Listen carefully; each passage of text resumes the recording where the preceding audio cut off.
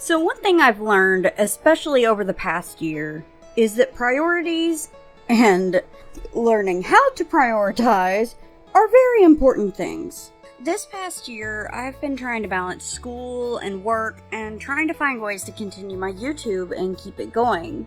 It's something I'm still working on and trying to figure out, and it's honestly extremely hard to manage without taking on too much.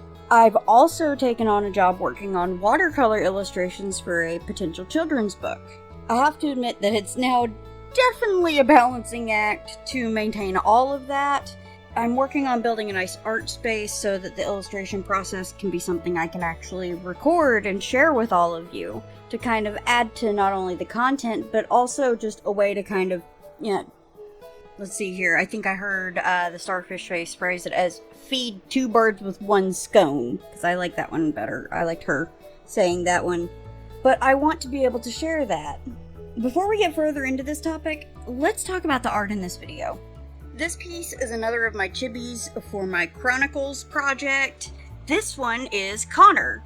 For the Chronicles kind of universe, he's an orc barbarian type character, and he is a member of one of the antagonizing factions. I'm having a lot of fun with these drawings, and he's a very tough and fun character, and I'm looking forward to sharing more of him and the rest of the characters and story for this project with all of you as we go. So far, with Connor himself, he's one of these, he tends to take on the really tough exterior, and for the most part, he keeps himself very guarded emotionally. Although there are people who manage to get under his skin and manage to make a connection with him, including one of the other members of the one of the antagonizing factions, because there's more than one, and her name is Brittany, and I'll have to do her soon, and as well as Abigail, who I will have to draw her soon as well. But both of them managed to get under his skin a bit in a way where he wants to protect them, and he just makes for one of those fun characters, like the whole, grumpy but also going to protect these people because I might be a grump and I might be kind of a jerk to them, but also nobody is allowed to be a jerk to them but me kind of way. So I really like that, and I think he's going to be a fun character to play with, and I'm looking forward to letting you all know more about the whole thing. Now, getting back to the topic, and speaking real quick on the video, this is going to be a bit calmer of a video, not one of my really getting into, playing it up and all of that. This is meant to be a calmer video, and I'd like to start incorporating a few more of those on my channel for those who want a more calm feeling rather than the hyper exciting, all of that. So, and this was a topic that I think should be handled in a bit calmer of a fashion, just because it is important. And like I said, over the past year, I've learned a lot about prioritizing. The level of importance for each thing in a person's life is going to be a little bit different for every single person. Some people are fortunate enough to not have to put money making at the forefront. I wish I was one of those, but unfortunately I am not. But for them, work doesn't have to be that high on the list. For a lot of this, I'm going to be using my experiences, just so everyone is aware, because, well, I can't really pull from anybody else's experiences but my own without, and have proper insight to them. But for me, like I said, work has to be pretty up there. Money isn't everything, of course, and that's not what it's about. But frankly, for the sake of bills, rent, and food, in other words, for survival, I have to prioritize my job first. And frankly, that also, to take it further, it contributes to the hiatus that I took for a while. Work had to come first, and on top of that, I was going to school. And considering that it's college, that means I'm paying to attend school.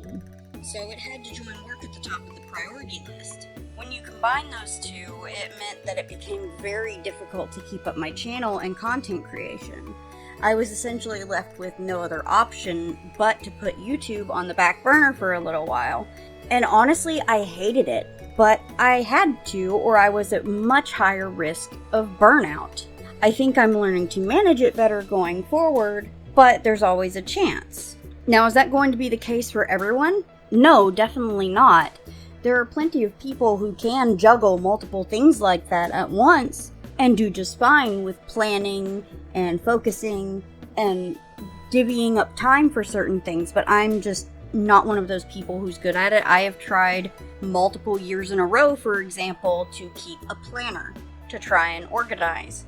And it does great for about a week, and then for some reason I just can't keep it up no matter what I do to try and continue it and do it properly. For some people that is a struggle, and I wonder maybe neurodivergence has a part to play in that. But aside from burnout, there's really something else that I had to take into account that you don't hear people talk about often enough when it comes to priorities. And that's self-care. Prioritizing self-care, it sounds silly to a lot of people, especially in today's hustle culture obsessed mindset, but it's actually crucial. On top of that, self-care, something that should be used to relax and unwind, has become almost a daunting task on its own because of the rise in ridiculously extreme overconsumption culture that has just become more and more prevalent. I've seen that mostly on TikTok with the overconsumption with self-care. People go ridiculous with it when it doesn't have to be extreme. It doesn't have to be extravagant, expensive, or overindulgent, but it is crucial if you want to avoid burnout and fatigue, especially if you're someone who may be neurodivergent or may struggle with mental illness or anything of the like, or you've even just been under stress for a long time. That becomes crucial to avoid the burnout. And it can also take many forms. It can take a different form for every person, and one person might have many different ways to actually conduct self-care. Despite the way people play it down or showcase expensive methods of it, self-care can honestly be simple. It can be as simple as, for someone like me, doing a few silly doodles for yourself in a sketchbook. Just one that no one will see because it's just for you. It's not one to show. It's one where you just put all your silly little doodles that turn out horribly and are like 5-second sketches in ballpoint pen or something that you just need to get your brain back oriented to the track. It can be taking time to just enjoy maybe a longer shower. Maybe with your favorite body wash or shampoo or sugar scrubber or whatever way you pamper yourself when you clean off and take a shower. Do that. It might be a bit longer than usual. It might use up a bit more water than usual. And I know that depending on your bills or where you are, or water as a resource in the area you are, that can be different and make that a possibility or not a possibility. Like I said, everybody's going to do different. Do you have a favorite cozy game?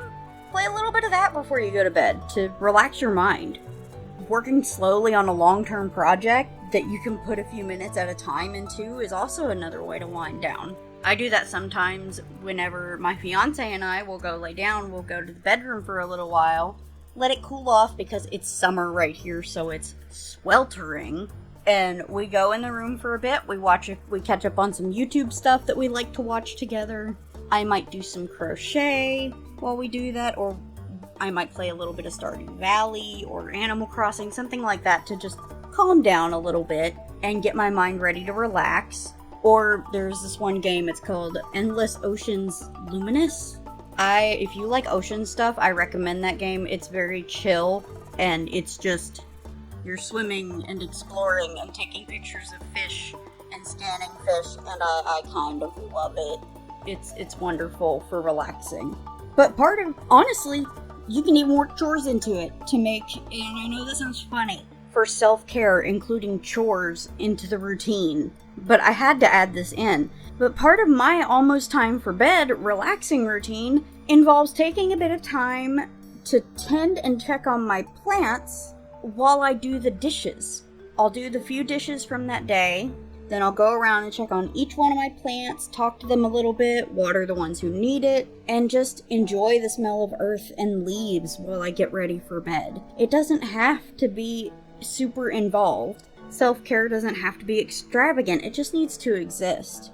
Prioritizing taking care of you, because when you keep yourself at your best, that's when you do your best work, is important. Small things can make a big difference, and not enough people recognize that. breaking things down into daily priorities, to go back to the overall priorities and not just self-care, can make it way less daunting, at least for me. If you need to make a list of what you need to get done that day. It's funny because a planner doesn't work, but a list that I have made that day of things to get done works great. So long as it's written in a notebook. I still can't use a planner for it. I don't know why. I think my brain just rebels against planners because it reminds me of school and my school planner, my school agenda. I ended up with a big issue with that. But sit down and make a list. Do work tasks have to come first that day, or is it your day off and you can take time to just chill?